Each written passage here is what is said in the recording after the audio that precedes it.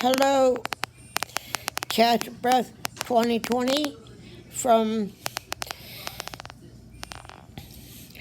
Height 1955 with Doug in a Gen 1 G5. Um, I was trying to do a video earlier and I started to do something and I turned it off, or at least paused it, at least I thought I did. And, well, I only made 1 second of the video, and when I was talking, I was just talking to the iPad, and it didn't get put on YouTube. But anyway, I have a question to ask you.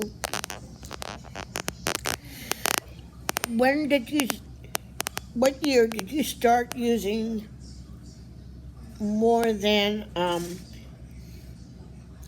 2 liters of oxygen, and you had to go to um, um,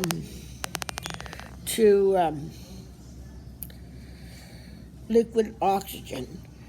As you know, there are concentrators out there, portables, that can go higher in the flow dose, up to like 9 or something like that.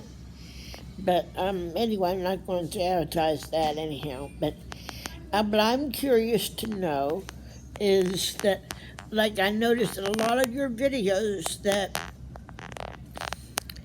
you're in the car sometimes, a lot of times. When you do the video,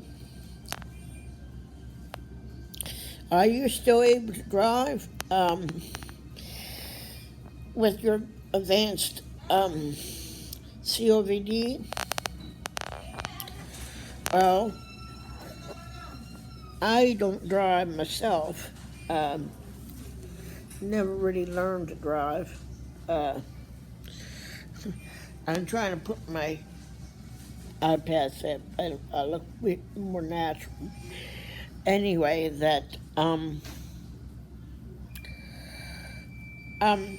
what my problem started was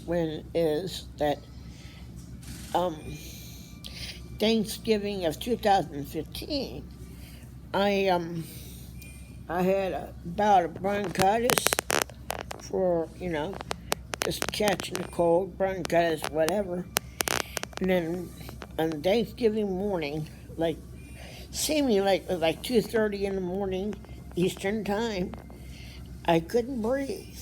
So they had to bring me a concentrator and nebulizer into my room. See, I live in a nursing home that's connected to assisted living facility here in the United States. I don't know what they are called in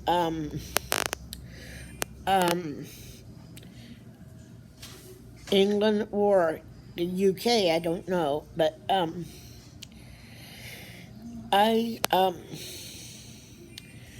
am in a wheelchair myself from back injury and surgery. Well, I was supposed to be able to learn to walk again, but I didn't quite make it. I suppose I could do it, I guess, but it was my legs weren't cooperating with me when I wanted them to move, like walk. I used to be able to walk, and at times, when I was younger, I was able to move without a walker. But in later years, I had to use a walker. But other than that, I did not need it to support myself so much. It was to keep me steady. But anyway, the only places I've traveled out of the United States were Canada, and it was only at the lower right-hand corner of Canada, and then I went to Hawaii with my parents in June of 1965. I was 9 years old, going on 10 that year. Well, that was the only time we ever went off the mainland of the United States. You cannot believe it's been over. Um, it it's been over 55 years now since I went. It's almost 60. I just cannot believe it. Wow. Since I've been to Hawaii. And I can still remember my parents and I went to see my mom's sister in Hawaii at the time. And we enjoyed it and stuff like that. Oh yeah, and I forgot to show you, I know I'm going back. Back when I went on oxygen, I'll show you what machine I used at the time I had him for about 5 years. Then he broke down on March 30th, 2020, just right after the pandemic started. Okay, I'll show you what he looks like. Is that blue concentrator in between my emoji puzzle hanging. I cannot believe that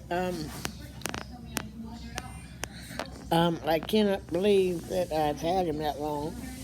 But anyway, now I am on right now I'm not on him, but I'm using a Airstep Visionaire 5, which is only 20 inches tall and 30 pounds. That's how big he is. And the Airflow Q OPI was only 31 pounds. He's 30 inches tall.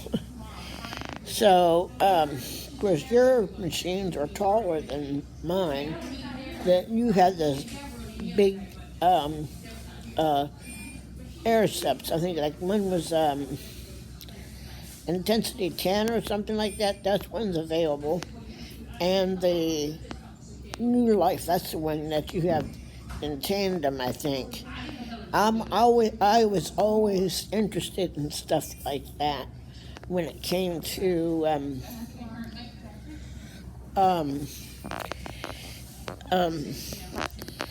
medical equipment. I don't know why. I guess when my mother she had to be on a concentrator for a while herself. She had COPD caused by living in a highly polluted Ohio Valley for so many years, and the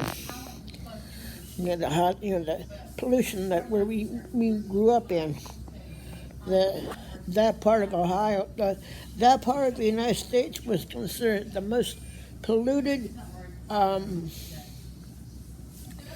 of the country because of the coal mines and steel mills and things like that. It was called Steel Valley,